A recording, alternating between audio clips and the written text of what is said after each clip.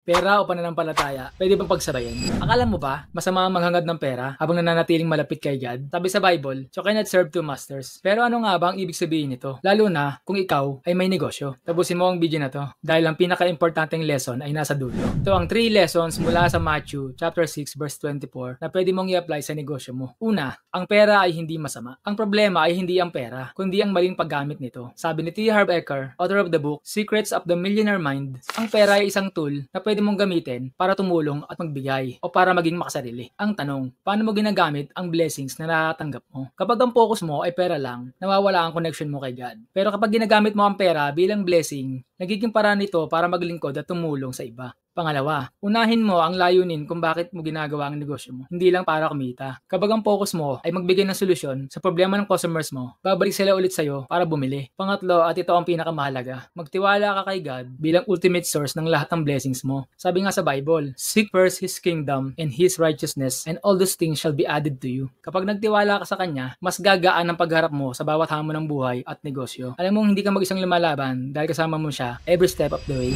Kung gusto mong matutunan kung paano pagsabayin ang financial success at spiritual growth, may alam akong free training at online community na pwedeng makatulong sa'yo. Dito matututo ka kung paano magiging successful sa online negosyo. At the same time, maging grateful sa mga blessings mula kay God. DM me now para malaman mo kung paano ka makakapagsimula.